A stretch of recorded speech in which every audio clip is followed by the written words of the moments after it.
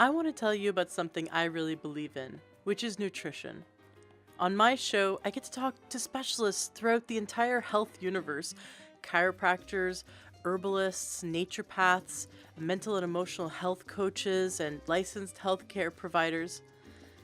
Amazing pieces to the puzzle we call health.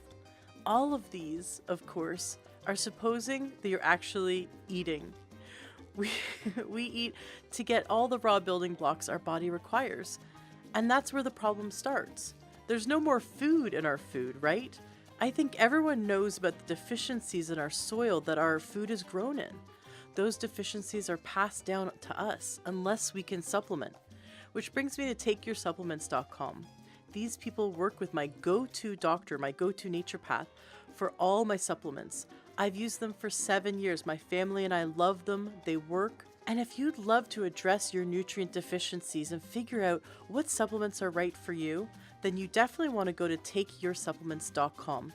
You put in your information, and within 24 hours, one of their health coaches contact you, and for free, will talk with you and figure out exactly what supplements are best for you, the highest quality for the lowest price that fit into your budget and address your nutrient needs. They're amazing coaches. I've known them for years. I love them. They're wonderful people. They have a huge heart, and they really want to help you to dial in your supplements and your diet and your lifestyle to achieve your health goals.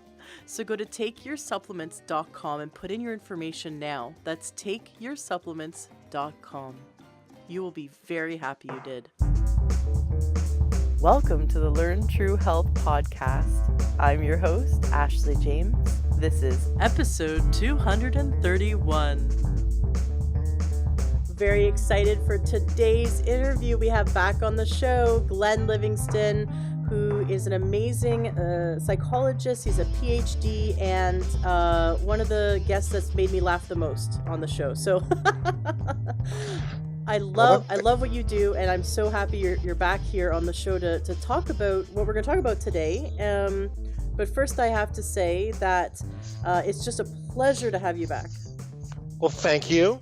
I've been looking forward to doing this, and gosh, now I have to make you laugh. I'll work on that. Oh, you already have. We already had a great conversation before we hit record. Now, we're back in episode 56. Can you imagine? Way back in episode 56, you were on the show. I highly recommend listeners go check it out. And that's when Glenn helped me discover my inner brat. And we're going to talk about that, but I've discovered that I have an inner brat, and when I let her control everything, I eat all the cupcakes in the house. And Yeah, and it that's how was it it was works. so interesting to learn the psychology of binge eating or overeating. I think a lot of people, for many reasons, have this problem and maybe not even realize they do. You think about the crap food today, they show that sugar triggers the same part of the brain as cocaine or heroin, that it's more addictive than cigarettes. And so they're making food more and more addictive. And then we're coming up against the emotional issues of stress and not really having resources for how to handle our stress, and maybe not a healthy example of relationships growing up or how to deal with our emotions. All these things pile up, and then we realize that we're 300 pounds and we eat our feelings. And so I know that was very stereotypical, but I feel a lot of people are suffering from overeating or binge eating, or feeling like they're not happy with their body when they eat, and like really beating themselves up about it. And you're here today to dive deeper than we did before and get into that. But before we do, I want to say that for the listeners, Glenn has an amazing podcast you can check out. It's called Never Binge Again. You can go to neverbingeagainpodcast.com and subscribe. It's a fantastic show, and Glenn's an amazing podcaster.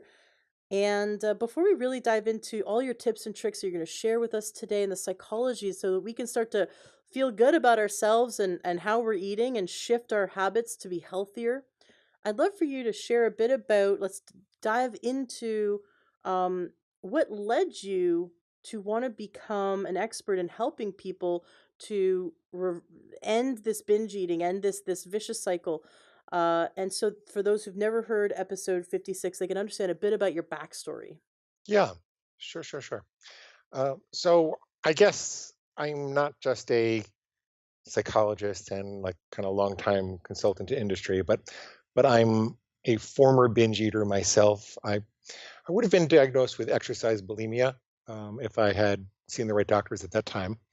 But when I was a kid, I'm 6'4", I'm fairly muscular, and if I worked out a lot, I could eat as much as I wanted to, like 6,000 to 7,000 calories a day, two pizzas, box of donuts, box of muffins, chocolate bars, whatever wasn't nailed down. Which mostly was pizza and chocolate for me. I could eat as much as I wanted to, and when I got a little older, and I went to graduate school, and I got married, and I had patients to take care of, and all these responsibilities and a commute, I just couldn't work out for 2.5, 3 hours a day. But my metabolism was slowing down, but I couldn't stop eating either. And so I got fat. My my triglycerides went through the roof, and in my family, virtually every male has a heart attack in their 40s. Um, I'm 53 now, by the way, without having had one, so I'm beating the odds. Nice. Um, but my triglycerides were, I have a test that says they were 826, I believe, but I remember them being above 1100. And for people that don't know what that is, it's like this indicator that says you're going to die if you keep eating like this. And that's the doctors were telling me. They said you're going to have a heart attack in your 30s. Maybe you're not even going to make it to 30. And worse than that, I was really obsessed with food, and I would be sitting and talking to a suicidal patient or be working with a couple right after an affair. And I was in a very, very high stress situation where I had to be 100% present. And I come from a family of psychologists, so it's exceptionally important to me to be a good psychologist. That's all I ever really wanted to do. I just wanted to do it en masse and help the world as opposed to be a small country doctor. But it's very, very important to me to be able to be present and be the best psychologist that I was. But I couldn't because all I could think about was when am I going to get to the pizza place and get another two boxes, or when can I dislodge my jaw and empty the contents of the delicatessen into it. And I tried everything you could imagine coming from the background that I came from. Like, basically, I tried to love myself then. I figured that there must be something psychologically wrong with me. I must have to nurture my inner wounded child. I must have some horrible wound inside. And I went to psychologists and psychiatrists and went to Overeaters Anonymous. I even funded a 40,000 person study over a couple of years when the clicks were cheap on the internet back in the late 90s, early 2000s, where I got all of these people to take a survey about the foods that they had trouble binging on and all different areas of their life satisfaction and personality variables. And I was kind of digging for what the connection was. And it was right around that time when I was analyzing that I was starting to realize that maybe you couldn't love yourself then. And so here's how it all came together. In that study, I found that people who overeat on chocolate, and that was always the beginning of my binge. I almost never would start with pizza. I'd always start with a piece of chocolate. And as soon as I had the chocolate, then I wanted the pizza, and then I wanted more chocolate, and it just kind of ran back and forth. Um, but people who had trouble with chocolate tended to be lonely or brokenhearted. People who had trouble with crunchy, salty things tended to be stressed at work, and people who had trouble with soft, chewy things like you know, bread or bagels or pasta, they tended to be stressed at home. And so I had trouble with chocolate, and it was supposed to be lonely or brokenhearted according to the study results.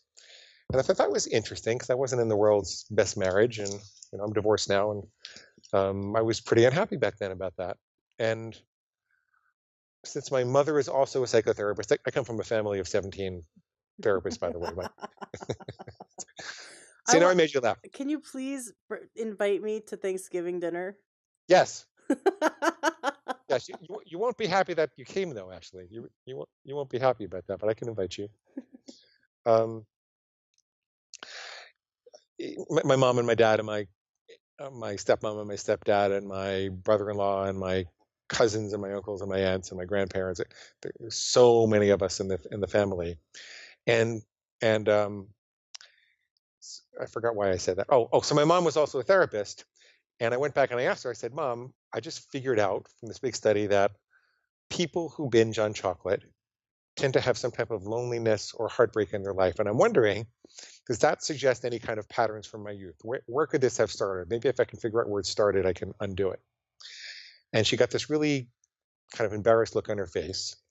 And she said, well, Glenn, when you were maybe 1.5 or 2 years old, your your father was a captain in the army, and they were talking about sending him to Vietnam, and I was pretty terrified. And your grandfather, my father, had just been missing for 9 months. Turns out he went to prison, and I was really depressed about that because I didn't know he had that whole other life. And so, honestly, I didn't always have the wherewithal when you came to me for love or healthy food or, a bottle or something. I didn't have the wherewithal to do it. So I would keep a bottle of chocolate Bosco syrup on the floor in the refrigerator. And I'd say, Glenn, go get your Bosco. And you'd go marching over to the refrigerator, crawling over to the refrigerator, and you'd open it up and you'd suck on the bottle and you'd just go into a chocolate sugar coma. And I thought to myself, oh my God, right? I mean, how could you have a more perfect story than that? That's the match that lit the fire. That's where this all started.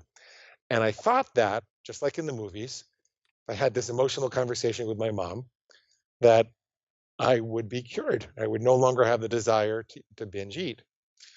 And I can tell you that it was a really good conversation to have because I was able to forgive myself more.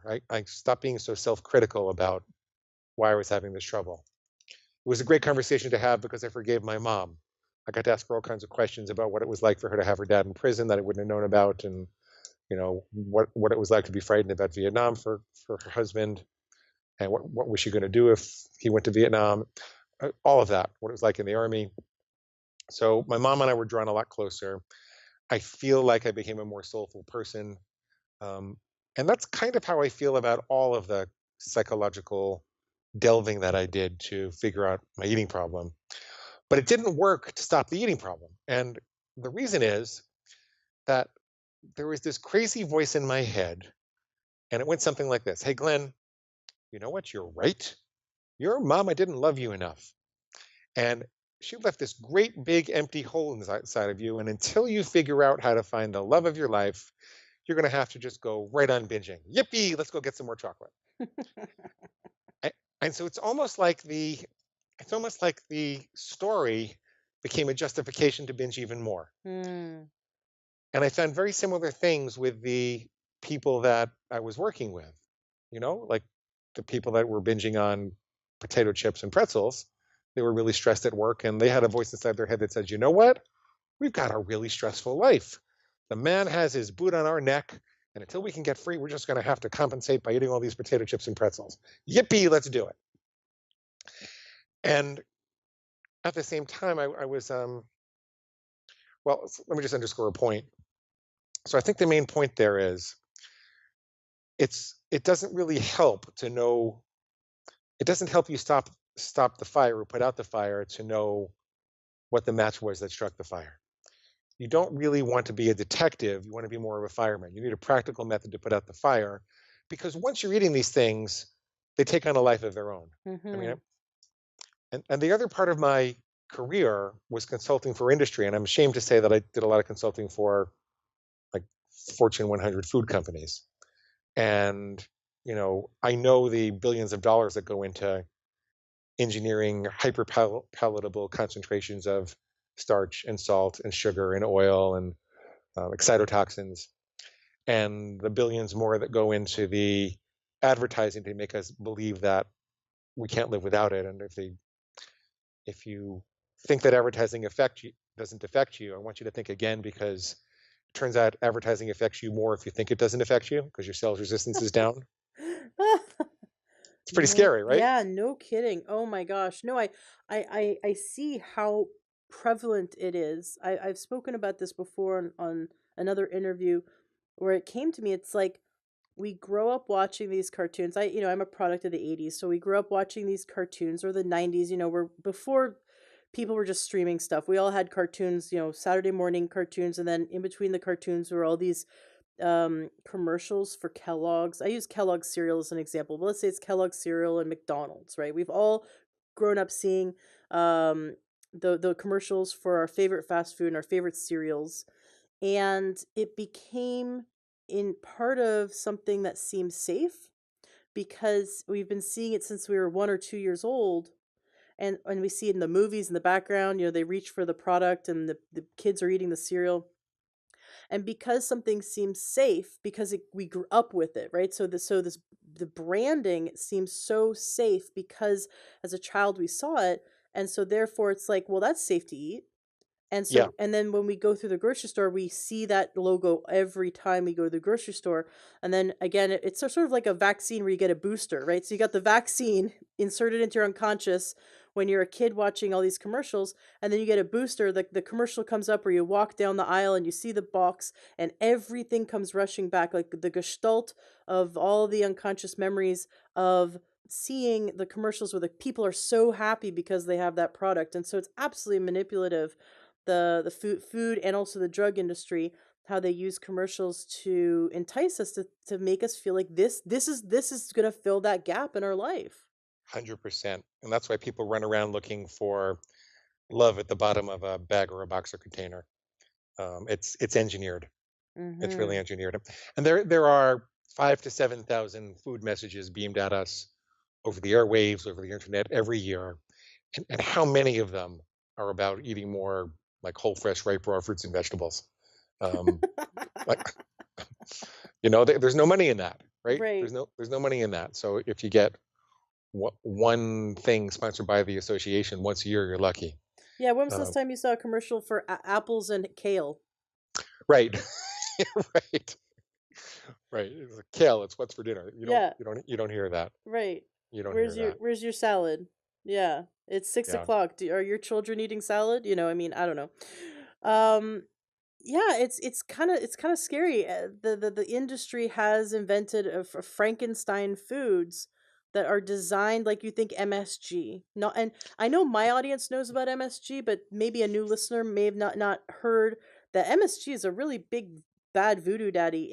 It stimulates the nervous system to need more and more and more of that substance, and so I we're up against food that's specifically designed to make us want more of that food, right? And I know that your program is to psychologically help us to stop the strategy that we develop that keeps us binge eating or overeating or eating the foods that are not good for us, right? yeah, And so I love that, and we're definitely going to get into that. Um, so let's just take us back a minute. So spoke with your mom, and then you realized that just because I healed that little wounded inner child, or kind of like, I was able to do the work around it.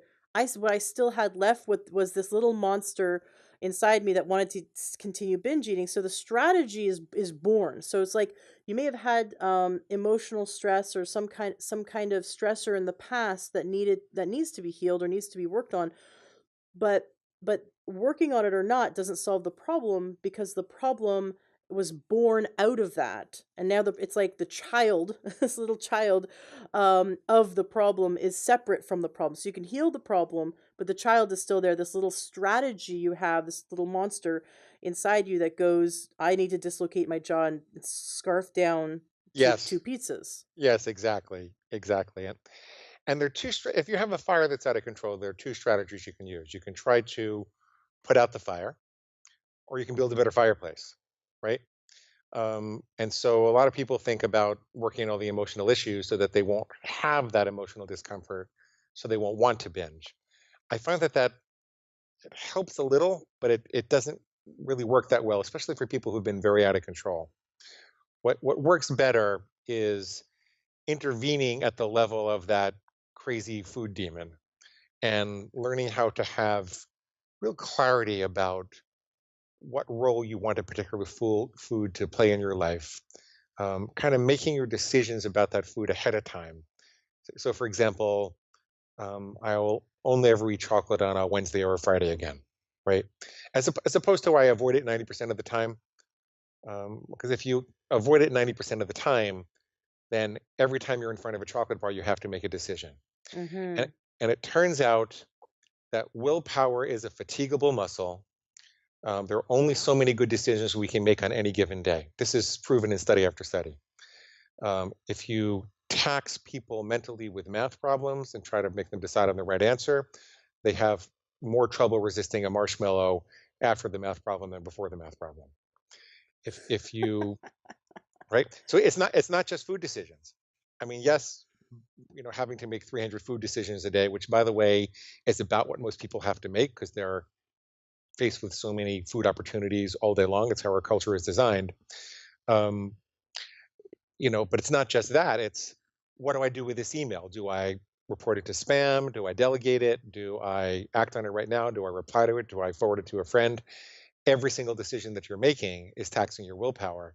And that's why people start out in the morning with the best of intentions, but by the end of the day, they're sitting by the refrigerator and, they feel like someone's got a gun to their head and saying they should keep on eating Yeah, because and they, this is why they put, I'm sorry to interrupt. This is why it just hit me, why they put all those little chocolate bars right at the cash register, because you just made, when you're walking through the store, you just had to make like 100 different food choices. Like, what do I buy? Like, what do I don't buy? Well, oh no, I can't have that, or can I have that?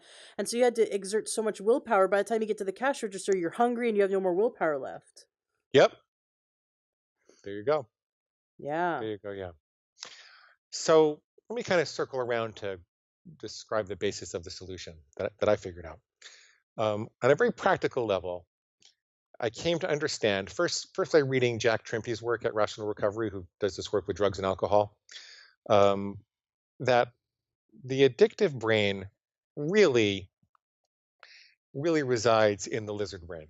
It's really the oldest evolutionary structure it's designed to eat, mate, or kill.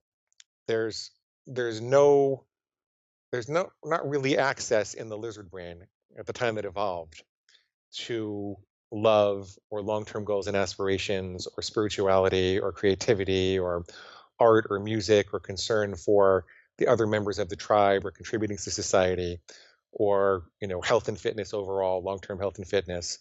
It's just, oh my god, there's something in the environment, I got to eat it, I got to mate with it, or I got to kill it. And at that level, um, that's the level that the addictive substances are targeting. And evolution didn't really prepare us to deal with the pleasure that these addictive substances provide. As a matter of fact, there's a whole bunch of animal studies that show that when you allow animals to self-stimulate and kind of short circuit their pleasure centers so they can just press a button and have the pleasurable stimulation, that they engage in extreme self-neglect, like nursing mothers will abandon their pups and starving rats will ignore their food all day just to press the lever thousands of times a day. Um, and so when the lizard brain is targeted like that, the result, and I don't think it's a very far cry to suggest that the billions of dollars that are spent in big food and big advertising are really providing pleasure buttons. Like I remember a major food bar manufacturer that everybody would recognize, and I'd get sued if I said the name.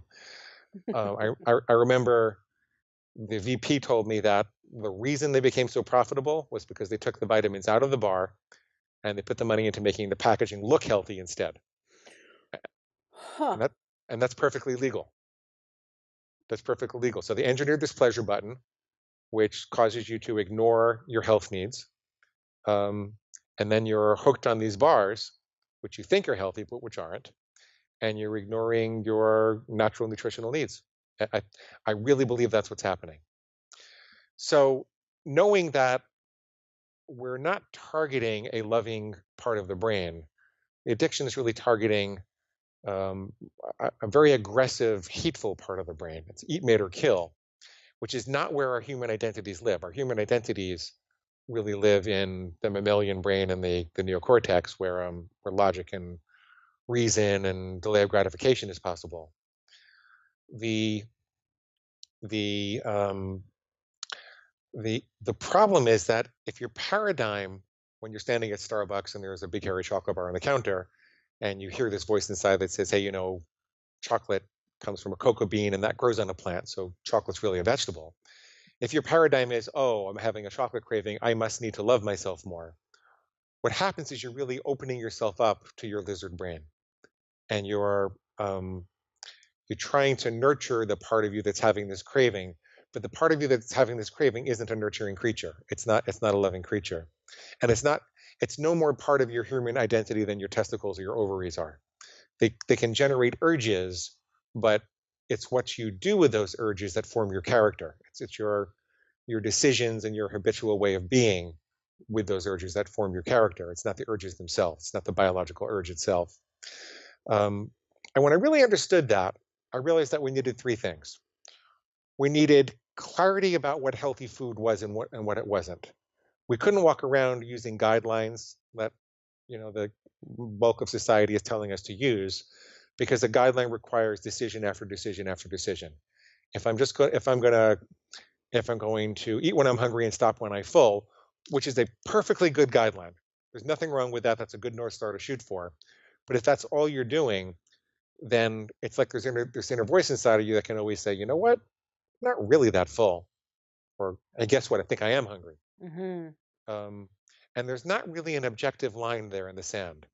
And as a consequence, you don't really know when your lizard brain is fired up and saying you have to have this, or when it's really in concert with who you want to be as a person around that food. And so I tell people, for example, to start with one very specific food rule that surrounds their most difficult trigger food behavior. So I will only ever eat chocolate on a Wednesday or a Friday again, or I will never eat standing up again, or I will always put my fork down between bites. I tell them to come up with a very clear rule that 10 people following them around could agree whether they did it or not. And that way, all of your decisions about how you want to be around that food have already been made, and you're obviating the need for so much willpower. Really, what you're doing is you're defining the type of character you want to become, because character is nothing more than how we are habitually around certain impulses. And see, character trumps willpower in spades. I often tell people, well, imagine you walk into a diner and a waitress comes up and she takes you to the table and she says, I'll be right back. I just have to get your menus. And you notice that there's a $10 bill on the table, and there are no other people up front. Nobody sees you. There's no video cameras. There's no windows. You could take the $10 bill and nobody would know. Guaranteed, absolutely nobody would know. Most of the time I ask people if they would take that $10 bill, and they say absolutely not. And I say, why? They say, well, I'm just not that kind of person. I said, what do you mean? They say, well, I'm not a thief. That's her money. She worked hard for it. I'm not a thief. And I said, so as a matter of principle, you've defined your character as the kind of person who would abstain from that particular pleasure, even though there'd be no consequences. You're not going to indulge that impulse because of the kind of person you want to be. And they'll go, oh. I said, did that take any willpower? They go, no, it's just I'm not a thief. I wouldn't do it. It's not even a possibility. So I said, well, why can't you do that with food? It's a situation where you would have a pleasurable reward. Often you can do it in private and nobody would know. And why can't you define the kind of person you want to be around that particular food? It turns out that's the solution, at least a solution that I found to overcoming the immense forces of industry that are providing all of these bags and boxes and containers that just didn't exist on the savannah, just didn't exist in the tropics, that are very much akin to the um, short circuiting of our neurological pleasure systems. Really, the answer is character. The answer is focus and clarity about the kind of person you want to be around that food, and then a very clear commitment to be that person and say, well, I am, even if you can't say I'm the kind of person who will only ever eat chocolate on Wednesdays and Fridays again, you could say I'm becoming the kind of person that only eats chocolate on Wednesdays and Fridays again. And it's so much easier than saying I'll never eat chocolate on anything than a Wednesday or a Friday, um, because we make character decisions all the time. That's who we are. We're accustomed to building character. Not only don't we take the waitress's $10 bill, but we don't run up to attractive people and kiss them in the street. We don't kick policemen in the tush. We don't scream out in the middle of a lecture. We build character all the time. There are all types of impulses that we could get in a whole lot of trouble if we were to just indulge. And we've learned, as a matter of habit and then as a matter of who we are as a person, that we don't have to do it. And that's a big part of the answer that I found for overeating. It's a big, big part of the answer. I love it. It makes so much sense. I went gluten free about 7 years ago, so no barley, wheat, or rye, and we also avoid oats. And having that rule was very liberating. You'd think that having that rule, a lot of people go, "How do you eat? Oh my gosh, what do you eat?" Da, da, da, da. You're removing. I removed other foods, like we ended up removing sugar, any sugar from sugar cane, which is like almost all sugar, no fructose, no MSG. So I kind of made this list, but we started with one thing and it became a rule. Like, just, I don't kill people and I don't run up in the street and kiss them, like you said. I don't try to mate with random people. Like, I'm just not allowing that part of my brain to control my impulses around these rules. And so, like, these foods. So when we cut out barley, wheat, rye, and oats, I found it way more freeing because all I had to do was look at the food and go, "Oh, that has wheat in it. I'm not gonna eat it." And it was actually freeing. It wasn't like using up that part of my brain that goes, "Should I have it? Shouldn't I have it? But I really want it. Oh, it's gonna taste so good, but it's not good for you." And that back and forth struggle was gone. Yep. And then when I cut out sugar, at first it was a little annoying because like I was looking for a hot sauce and there was like no hot sauce, and I finally found like one hot sauce that had no sugar in it. I mean, I could make my own, but I'm just like using that as an example. Like, I had to look at 10 labels and then found the brand I want and went, okay, that one's the healthy one. And it became, even though I had an immense amount of restriction around my food choices. Now, when I went to a restaurant or a diner or a cafe or whatever, I might have three choices on that menu, whereas before I could have had 100. Like anything on the menu was carte blanche, and now, nope. I can't eat gluten. I'm a dairy free, gluten free. I don't eat sugar. I don't have crap food. What's left for me? Okay, I can have these three things on the menu, and all of a sudden that was freeing because now it was wasn't having to struggle with oh, but that looks like it tastes so good, and oh, you're gonna feel like crap, and what are you doing to your body? Oh, but it's gonna be really delicious. That whole struggle went away. So I kind of accidentally did what you teach, which is I created food rules, and I just noticed how much freedom I have now because I don't have to struggle and make 500 choices. Um, and I also noticed that I've done this just a handful of times where I've caught myself overeating on a healthy food. Like, you can sit there with almond butter and apple slices and then realize, like, oh, that was half a jar of almond butter. Like, that was probably excessive, Yeah. And Well, it's interesting how even with healthy food we can tend to go that route where we can be irresponsible around it. yes. And there's nothing wrong with stepping back and thinking through, well, how much almond butter would be healthy and how would you articulate that line in the sand so that you can hear if your like inner food monster is squealing for you to go over that line. Just makes it really clear. Mhm. You know, with regards to what you're saying, it's very interesting. Sometimes I'll have a kosher client and they'll talk to me about when they made their commitment to go kosher. Um, and it's a religious commitment and they felt like they were making a promise to God. And they don't suffer, like kosher people don't obsess about when am I going to have a lobster? I can't believe I can't ever have lobster again. It's a matter of character to them.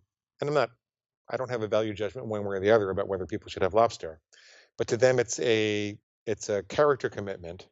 It's their commitment to God, and they just don't obsess. They say I'm kosher, and that's it. I'm kosher. I like being kosher. It's the person I want to be in this world, and I'm not craving lobster. Um, and anyone who's had that experience with anything, like maybe they suddenly developed an allergy, your inner food monster will tell you that you're going to crave it forever, and you're going to be tortured with it. But you won't be.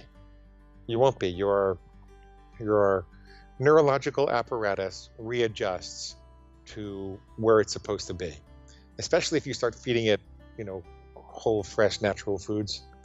Um, it just readjusts. It goes where it's supposed to be. I hope you're enjoying this interview so far. We'll get back to it in a minute, but first, I wanted to share a message that has been on my mind to bring to you. I started this journey because I wanted not only to help you experience amazing health, but I wanted to find it myself. And what better way to find something than to learn from experts and also to teach it? Through this last year of doing the holistic podcast known as Learn True Health, I have had the honor of connecting with over 100 experts in the field of natural medicine. One thing that's really inspired me is there's a group of people, in fact, it's the fastest growing career field in the United States right now, and that is health coaches. I didn't really appreciate them or understand what their role was until after I started interviewing enough of them.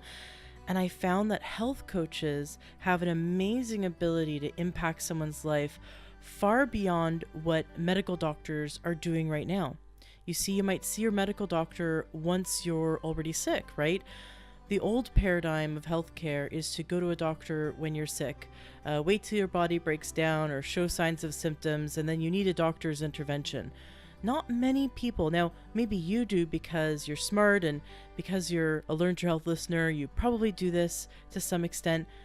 Go to a doctor on a regular basis and get great health advice from them. Do you go to your doctor and they say, hey, I noticed that you could really use more vitamin C and I think you should eat this. And I really think that based on your body weight and based on your blood work that a few more minutes of cardiovascular exercise. And here, why don't I go ahead and show you how to do it? Why don't I go ahead and, I've got some recipes that are really going to help you because I see in your blood work that you could really benefit from these nutrients. Why don't I go ahead and spend an hour with you and help you do that so we can get you on the right track? No medical doctor does that. And if they do, God, hold on to them and definitely tell everyone about them. I don't know any medical doctor that has the ability to sit down with you on a regular basis and not only find out about your lab work, but also find out about your health in every aspect of your life. You see, if you have a really, really stressful job and you have no outlet for that,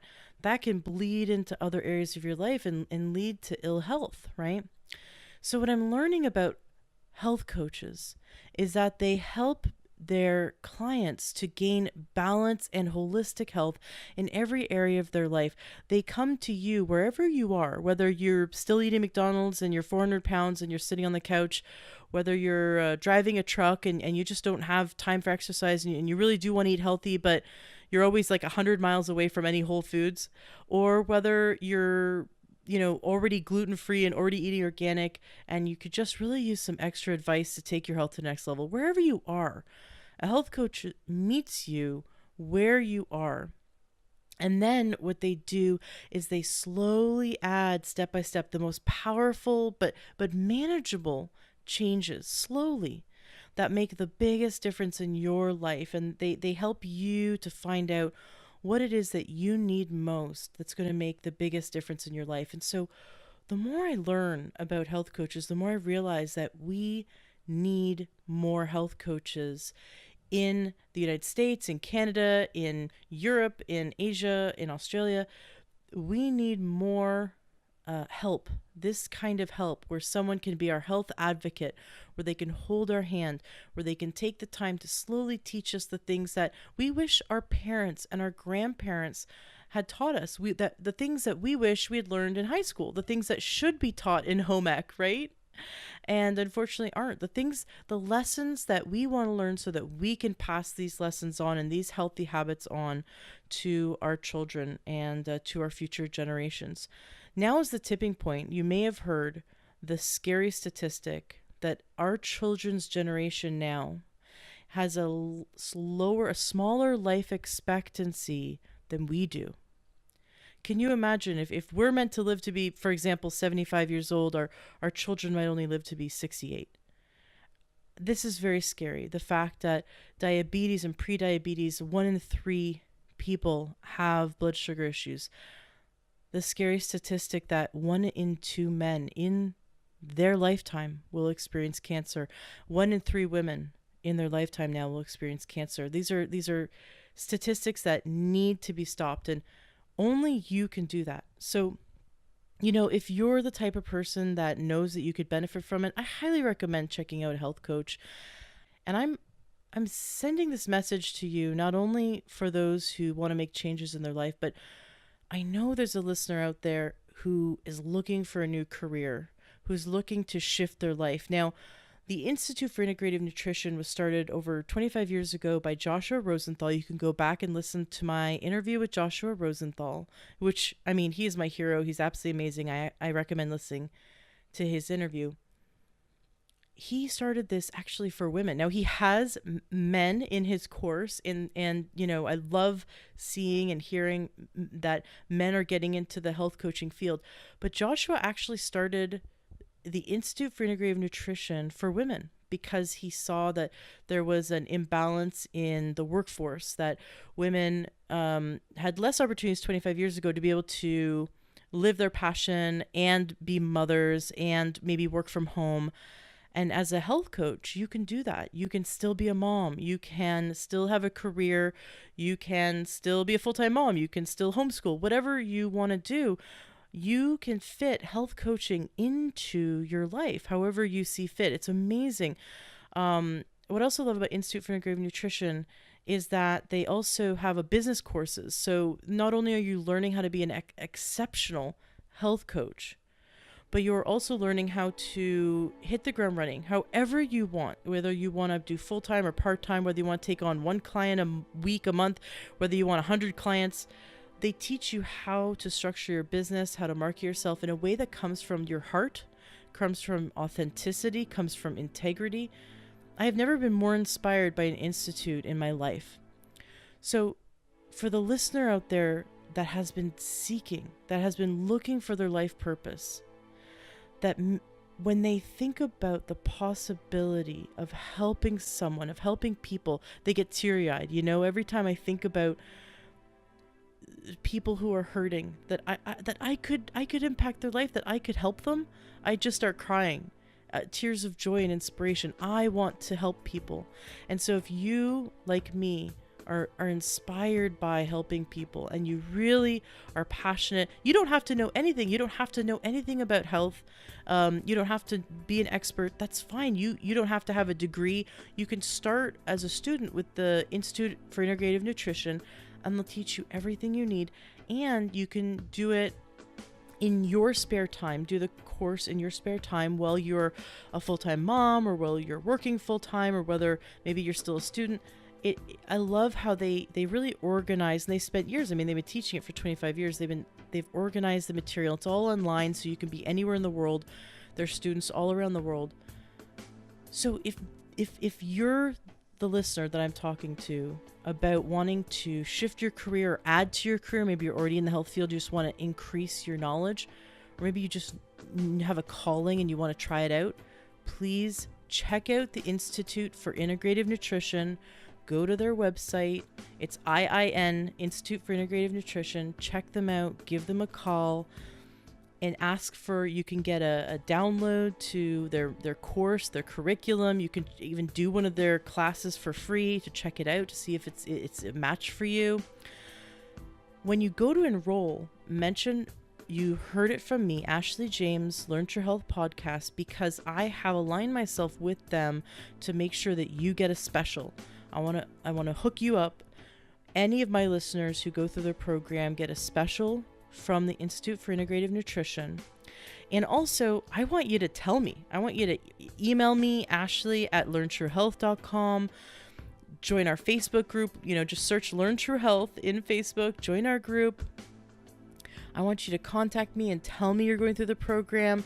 I want to support you in your success. If you have any questions or you just want to tell me how amazing it is, I have some great listeners that have already gone or have begun going through their program, and they all love it. And I love creating this community. So If this is something you think would be interesting to you, even if anything I've mentioned is remotely interesting, if you go to learnyourhealth.com on the sidebar, you'll see halfway down, just scroll halfway down, you'll see that there's in the widget section a place where you can click to get more information about the Institute for Integrative Nutrition, or just go to their website. Their website so impressed me because you see all of the teachers that teach their course, and you begin to recognize their names, and you realize that these are all sort of heroes in the holistic health field, and you can't believe that you're going to be learning from them. It's been a dream come true, and I've had some of their teachers on the show already, and I'm going to have more. I've scheduled some to be on the show in the future. So thank you so much for taking the time to listen to my message. I wanted to take the time to give you this information because I know that there are some listeners out there that are looking for this change now, and they're looking to shift their career to help people that they genuinely want to make a difference. We want to shift the message from the old paradigm of wait till you get sick and then go to a doctor and get a pill, to shifting our lifestyle so we're living the most authentic, healthy lifestyle possible, so that we can have a life that is vibrant, that is full of energy. We can have health freedom, right? Don't we want to wake up feeling like we're 18 years old every day, no matter what? And we can have that. So if you want to have that for yourself, get a health coach. Definitely get an IAN health coach. If you want to learn how to do that so you can do it for yourself and help others, definitely check out taking the Institute for Integrative Nutrition's health coaching program. It's a certification program. I highly recommend it. And if you have any questions, absolutely feel free to email me. Excellent. Well, enjoy the rest of this interview. So I love it. I just had a cardiologist on the show who has been practicing, I think, since the 60s. I mean, really amazing cardiologist who, since 1984, he's been reversing heart disease. Like I'm talking 3 clogs in your heart, knocking on death's door, incredibly ill patients.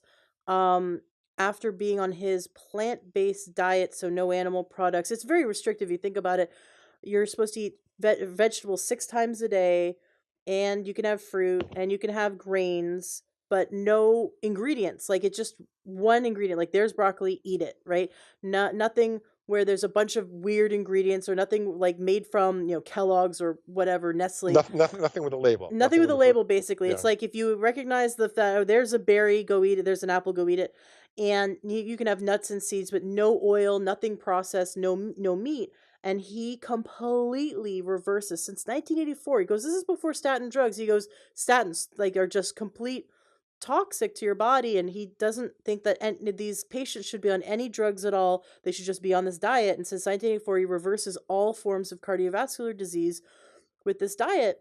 And I think that marrying, this, for example, this incredibly healthy diet that has so much science that proves that you can reverse all kinds of disease, with what you teach, because I think a lot of people would love the health that he is offering, but that little monster says, but when can I get my next donut? I can't live without my muffin at Starbucks, or my, I can't live without my steak and bacon, or whatever that little monster starts screaming. People get shy when it comes to making those big decisions, especially go more plant-based diet. Yeah. What you need to understand is that it's normal to be of 2 minds when you're trying to make an improvement in your health. It's normal for there to be one part of you that absolutely wants to do this, and the other part that says that's impossible, it's too restrictive, you could never do it. And something that's really helpful is to, just for the moment, put aside the part that says that you can't do it, or won't be able to do it, or shouldn't do it. And imagine, what if you did? What if you did it for 30 days? What if you did it for a year? How would your life be better? And go into great detail about the specifics of that future. We call this the big why. Like, not only would your weight be different, but since you'd be eating cleaner, would your skin be any different? Would you have more energy? Would you be free from the food obsession? Are there clothes that you wear that you can't wear now? Would you be socializing in a way that you're not socializing? Would you be a better role model for your kid and feel like you had more integrity in what you were preaching to them? Maybe you'd have more energy for work. Maybe you would actually increase your life financially because of that. What are all the things that would change because you actually sustain this?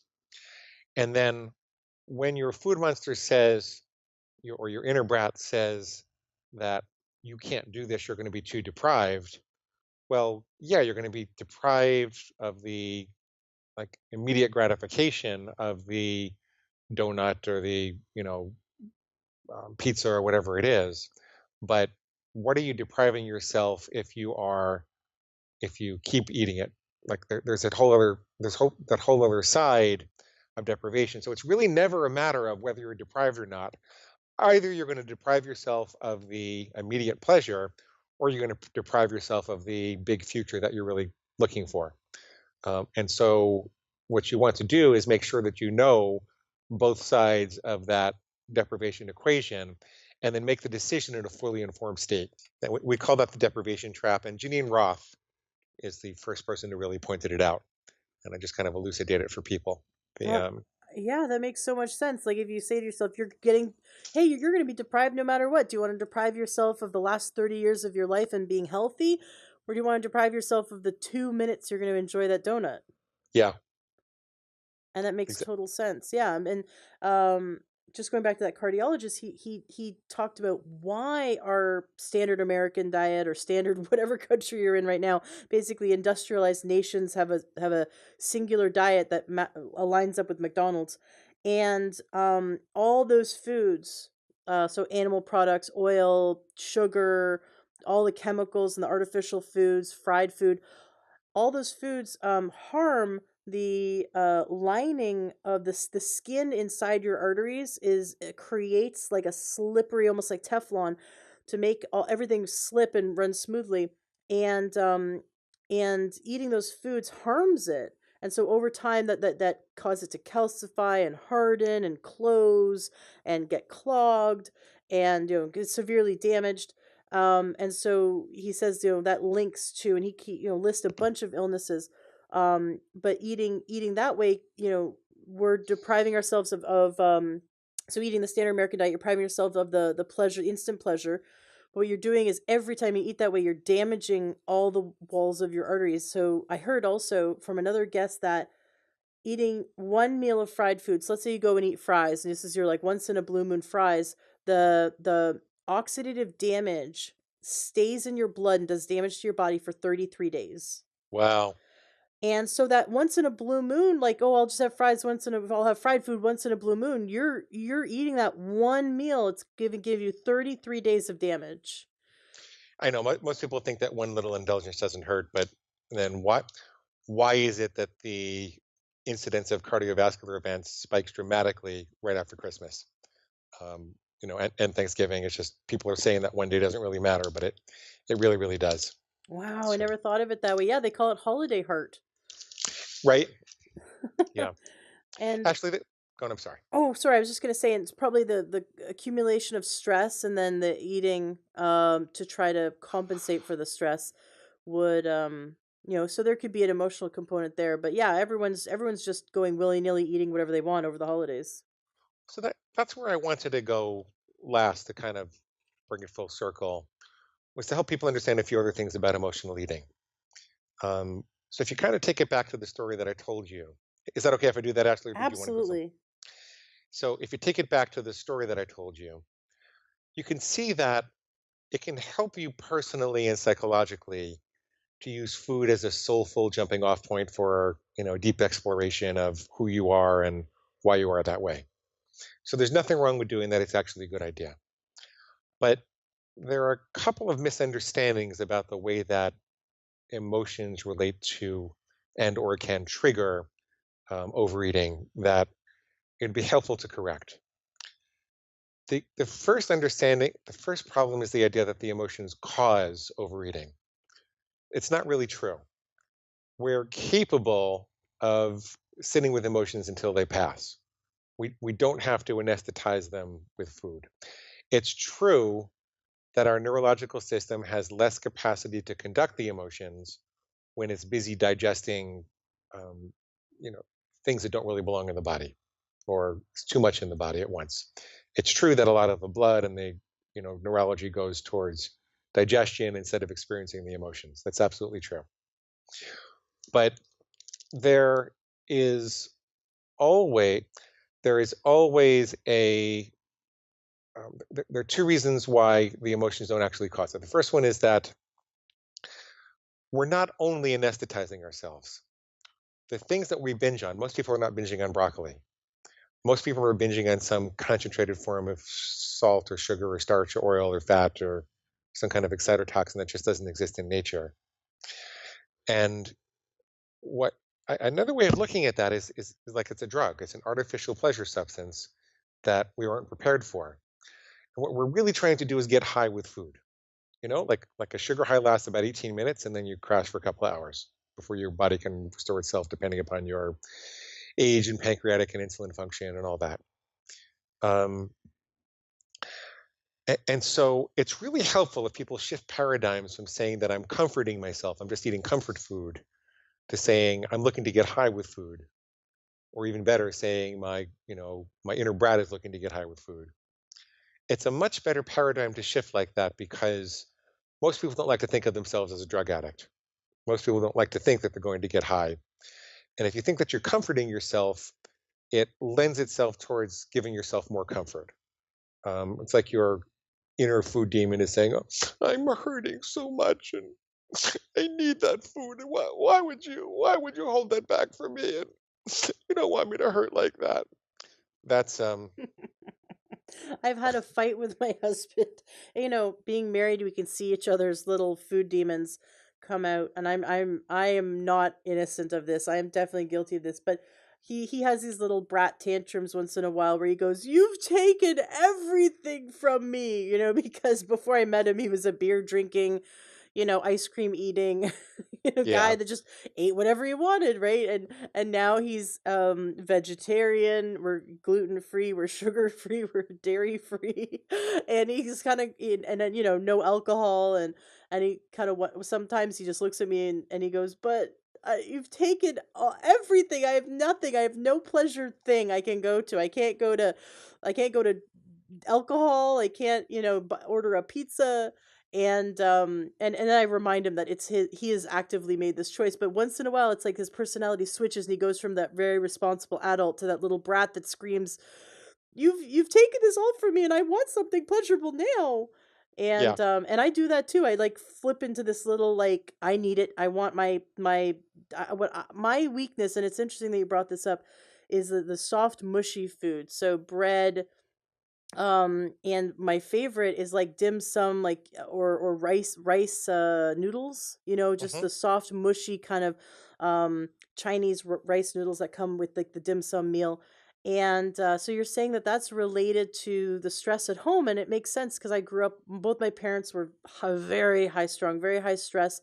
They both worked long hours, they both ran their own businesses, and so I grew up in a very high stress family.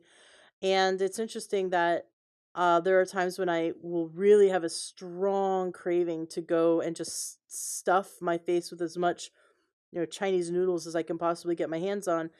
And that it's interesting that it's related to family stress. And so, not that solving the family stress will solve the little food demon, but I should probably look at both, right? So make rules around that. And it's good because I've decided there's only one restaurant I order.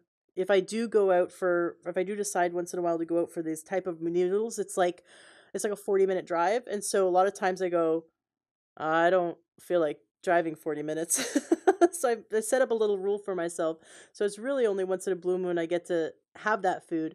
Um, and but yeah, I like the idea of creating rules. Like, I'll only eat that on a Sunday, or only eat that on the first Sunday of the month, or I'll never eat that, if it's something that whatever role you wanted to play yeah, in your life. it becomes. So you're saying that willpower is how we develop and strategize. Willpower is by building our character and creating the rules that define our character.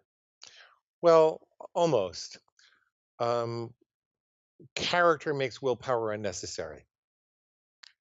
So it doesn't really require any willpower not to take the $10 bill in the restaurant if you're not a thief, and you know Got that it. you're not a thief, because you've made all the decisions are what fatigue your willpower. Making a character commitment really makes all your decisions for you about a particular type of food or behavior. Yes, and that's why when I decided I'm gluten free, it became my character, and that's why I didn't feel fatigued like when I was not bombarded with choices anymore around that. It was just I can't have that or I can't have that, and there was no question about it. So there was no willpower needed. Exactly. Very cool. Exactly. Yeah. So the last thing I want people to understand is that it's like a safety valve where you can intervene more easily in the emotional eating when your little food demon says, um, when you're when you have a craving for the dim sum or whatever it is, and you know that it's not part of the character commitment that you made, you can intervene at the level of that little voice that tries to explain why it is okay. Well, it's okay today because you had a really hard day and you really deserve something, and all these other people are eating something, and everybody else goes home and have some dim sum, and why can't you do that? There's always that voice of justification. Most people can't hear it because they never take the time to get the focus and clarity about, like, what role do they want dim sum to play in their life? Do they want to be able to eat it, once a week, or twice a month, or only in the X situation, or they want to never have it? And so, without a real clarity about where the line is, you can't tell whether that craving is for a healthy behavior or an unhealthy behavior.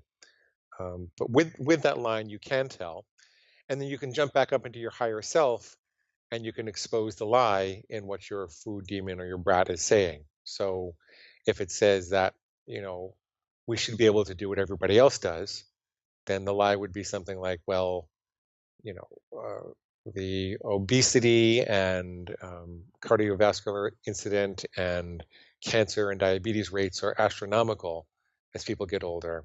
If we do what everybody else does, we're just going to suffer like they all suffer too. So striving to be average is pretty horrible. I don't want to be like everybody else. See, you always have that opportunity to intervene at the level of that crazy voice and show it to be irrational. Um, and then, even though you might still have the emotion, the access to the quote unquote comfort food is taken away because the ability to justify it has been taken away. Does that make sense? Absolutely. Yes. It's quite interesting.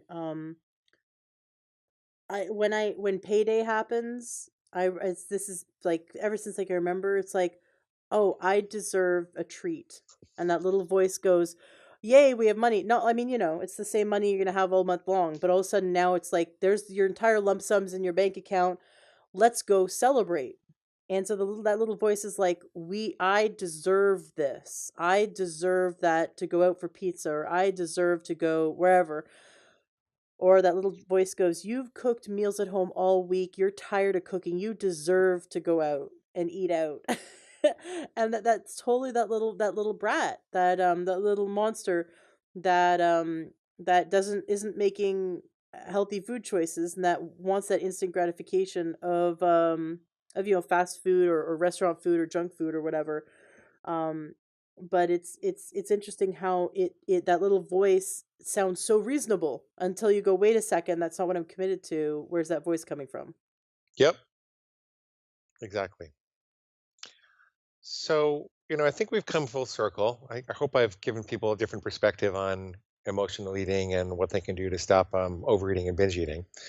The practical thing you want to do right away is to ask yourself, what's the single worst trigger food behavior that, if I were to define a very specific way to constrain it, would make a dramatic difference in my life? And you can make something that says, I will never do this again, or I'll always do this again, or I'll always do this, or I'll only do this under certain conditions, or these are the things I can do in unrestricted ways. But what is it? Is it, eating in bed? Is it eating in the car? Is it, needing to have 6 servings of fruit and vegetables every day? What would make the biggest difference in your life? what kind of person do you want to be around that behavior, and define it really clearly, and then just step back and try to listen to your inner food monster convince you otherwise, and just ignore it. Like walk away from the food monster, um, dispute that, dispute the justification that it's trying to give you, expose the lie, and tell yourself, I don't want that, my food monster does. I don't want that, my brat does.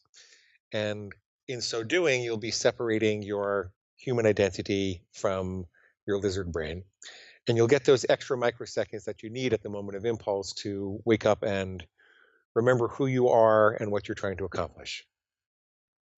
I love it. Now you've got a great book.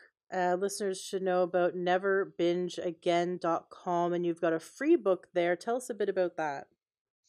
Well, Never Binge Again is often the number one book on Amazon for weight loss or eating disorders or weight maintenance on the free side. And we can get you a copy for free if you go to neverbingeagain.com and click the big red reader bonus button and sign up for that list. What you will also get when you do that are a set of recorded coaching sessions. This is a very weird thing in theory. It sounds a little harsh. It sounds like I must be crazy, but I'm not. I assure you, I'm very compassionate.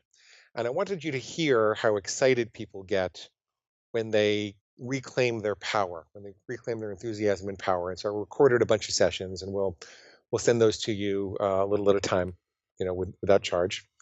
And then we will also give you a set of free food plan starter templates. So what that is are a set of hypothetical rules that you adjust for your own diet. I don't want to tell anybody what to eat, but we created theoretical rules for any diet you could imagine. So if you are low carb, high carb, vegan, point counter, calorie counter, macrobiotic, whatever you happen to be, we did our best to create a set of templates for you, and it'll get you started. So it's at neverbingeagain.com. Click the big red button, and it's all free. We do have paid coaching available for those people who need it or want to go further. I was going to ask about that. Yeah, can someone hire you or work with you, like over Skype? How does that work? Yeah, well, we have an interesting program. You can look at that at neverbingeagaincoaching.com if you really want to. I usually recommend people get the free stuff first. But at Never Binge Again Coaching, we have an interesting setup. What I do is I have 4 group webinars for 2 hours each where I take people through like dimensionalizing the book and really implementing the pieces and parts of it. And I get them through all the most common sticking points. And then after those 4 webinars, we assign them a personal coach where they can have an unlimited number of follow-ups as they need them, provided they do a little bit of homework in between that they and the coach agree upon. And those follow-ups are usually just 15 minutes apiece. The first one is 45 if you're working with one of my coaches. If you work with me, it's just still 15. And you get as many sessions as you need to over the next 3 months in order to make sure that everything has been, personally customized, and you can really put your food monster in a cage. So that's at neverbingeagaincoaching.com. But if you go to Never Binge Again, click on the big red button and sign up for the free stuff, you'll find out all about the coaching program too. And you can work with me personally if you want to. You don't have to do it in the group program. The group program is a lot more affordable. I'm obviously more expensive in the group program than my coaches are. And you can similarly just skip the group program and come to us personally if you really want to. If that's your thing, then click the contact button and let us know you want to know about that, and we'll get you set up with that. Neverbingeagain.com and click the big red free button. Yes, I see that, and I love your website. It's so cute. It's it's this big guy with his big mouth open, and as you scroll down, it's like he's eating the whole website. So it's I love your website. It's so cute. I think people should just go to neverbingeagain.com just to look at how cute your website is. It's really well thought out. And yeah, and it's great to laugh. We've got to laugh at this. Can't take it too seriously because it's that reptilian part of our brain that like you said, it's the mate, kill or eat part of your brain, and it's not the part of your brain that laughs and has a sense of humor. And so we got to detach from it. We got to separate ourselves and go, there's that over there, and me, my character's over here, and my character is a good person, and it's, and realize that I'm the good person. I just have this little like reptilian brain monster, and I need to put a gap in between it, like you said, get those few seconds where you can catch yourself and go, oh, that's the reptilian brain. Okay, I get it. No amount of loving that part of yourself is going to make the problem go away, because it just wants to eat, kill, or mate. So, but we can put it under control because it doesn't control us. It, it beats our heart. It runs the functions of the body to survive, like being in fight or flight or rest and digest. But it's not where our character lives. It's not where the higher self lives. It's not where the logic centers of the brain live. And so we can overpower that, overcome that, especially with, like you said, with these rules that we set up for ourselves, those parameters that we create. Just like you wouldn't eat poop. Like, I know that sounds really disgusting, but like I just saw this YouTube video, or this video got shared on Facebook, of an elephant picking another elephant's butt and then eating the poop. And I'm like, oh, that's so gross. Oh my gosh, change the channel, right? Scroll away, scroll away. But we wouldn't, like, part of your character would not, you would never ever under any circumstance do that, right? And so if we create these rules that are as strong as don't eat poop, don't eat yellow snow, then then it's like you've got, like, I love it. I love your what you've created, because you allow the character definitions, the to formulate the food landscape for us. So it it it weans away a lot of the problem solving, or the choices we've had to make with, like you said, all the decisions you have to make, way down on willpower. And now we've just created a system where we have more willpower. Hopefully, then we can put willpower towards our bills and our savings and going for a jog and, all the other health choices that we can make that don't, or de stressing or whatever, all those good willpower choices we can make, because they're not being eaten up by our food. So that's really exciting. Yeah, we've covered a lot. This was so great. I definitely recommend listeners check out the first episode, 56, because we covered so much stuff in that one. I feel like it was a totally different conversation. And I love your website. Definitely got to have listeners check it out. The links to everything that Glenn Livingston does is going to be in the show notes of today's podcast at learntruehealth.com. Glenn, is there anything else you'd like to leave the listeners with? Maybe if you could share what kind of success rate do people have with your program? Because you said, like, in those months that they do the coaching, they could talk to the coach as much as they want, to get everything solidified. Do you have a success rate in mind, or do you have any stories of success you'd like to share? Um, well, first of all, the one thing I wanted to clarify was that I absolutely don't eat poop. I just want to make sure, in case I know I didn't say anything when that conversation was going on. In case anybody out there was thinking that I'm being quiet because I actually do eat poop, I never eat poop, and I never will. Just so you know. So, I just wanted to make sure that nobody walked away with a misunderstanding. Um, the you have to quantify success. A lot of the people that come to us, while they want to lose weight, they really want to reclaim their power with food and stop binging. And there are a lot of people that come in and they stop gaining weight and they feel like they've regained their ability to consciously decide what they want to eat and what they don't, and to stick to whatever plans that they want. And then they go on some kind of very slow weight loss plans. And if you look at the Never Binge Again coaching site, there are a whole bunch of success stories with specific amounts of weight that they've lost. I have had clients who started at 500 pounds and are now in their 200s. Yay! Yeah, no, I've definitely had that. I'm always hesitant in the weight loss space about making any very specific claims, because first of all, I know people come to me because they want to lose weight, but I don't necessarily want to be known as the weight loss guy. And I just, there's all this lose 30 pounds in 30 days kind of thing out there. And what I'm really trying to accomplish is to teach people how to think like a permanently thin person. And so how fast that happens, how much you lose, I get, I mean, we have our stories. Like a woman posted a picture the other day. She lost like 200 pounds and she can fit in her wedding dress. And, we have all those stories just like the other weight loss programs. But it's not really what I'm trying to be about. What I'm really trying to be about is giving you the power and hope and enthusiasm so you can accomplish whatever you want to with food. And whether that's just stop binging and get the mental obsession out of your head and, not have to be a supermodel and just live a normal life with food. That's one thing. If you want to lose weight slowly over, a year or two, depending on how much you want to lose. I don't like when people try to lose more than a pound or two because I think that there's an evolutionary mechanism that causes them to bounce back when they get to a certain point. So I like a pound or two a week, sustained over a long period of time. And so that's how I'm going to answer the success question. There are plenty of success stories on the site if you want to go see it, but I'm kind of careful what I say about it publicly. Well, I love it because you're not, weight loss or healthy weight management can be a byproduct or this nice side effect of your program.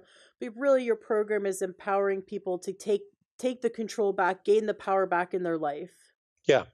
Yeah, which is so much more liberating. I would rather have complete control over my food than just go on another diet and lose weight. Because, like you said, I mean, if you don't gain the right strategies that really, really work, which is what your program does, then you can go on diet after diet after diet after diet, and you haven't addressed shifting your behavioral strategies to make a lasting impact. So you want to set people up for a lifelong success or thinking like a thin person, which I really like that.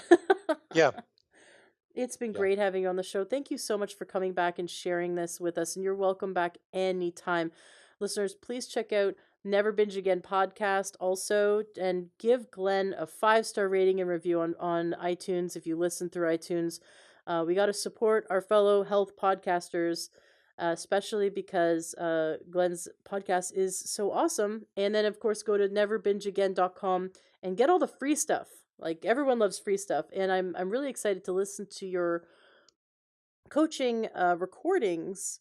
I love hearing someone have that aha moment or that transformation or have that breakthrough. That's so cool. So we're going to listen to that by signing up for your free ebook, because then they, like you said, the emails come through and they get that in their emails as well. Is there anything else I'm missing out? Well, I'm going to buy you a T-shirt that says "I don't eat poop." and neither should you. And neither should you. I don't eat poop, and neither should you. And as soon as we're running the world, Ashley, that's our first piece of legislation, right? Glenn, you can be my vice president. Okay. I'm up for the job. Ashley Glenn 2020. Awesome. It's been a pleasure having you on the show. Thank you so much. Okay. Really nice. Thank you. Hello, True Health Seeker. I have a very exciting announcement. I have spent over a year, I've spent about 14 months collecting all of my information that I use with my clients for ending anxiety. And I created an online program. I'm very excited about it. We just launched it. And for you, for free, I have a webinar where I teach you 2 powerful mind tricks for removing anxiety, ending worry, and controlling fear so it stops controlling you and your life. In my free webinar, you will learn what causes anxiety and how to stop it, the science behind the mind-body connection, overcoming fear of public speaking, getting unstuck, ending that fear of things not working out, ending procrastination and overwhelm, and feeling excited, grounded, and calm instead of fear and worry. I have so much to teach you in my free webinar, and I'm really excited for you to come check it out. Go to freeyouranxiety.com/webinar. That's freeyouranxiety.com/webinar, or look in the show notes of today's podcast and you'll see the link there so you can jump into the webinar and learn all these wonderful, powerful tools that will end your anxiety and create excitement and happiness instead. Go to freeyouranxiety.com/webinar and sign up now, and I look forward to seeing you in the next live webinar.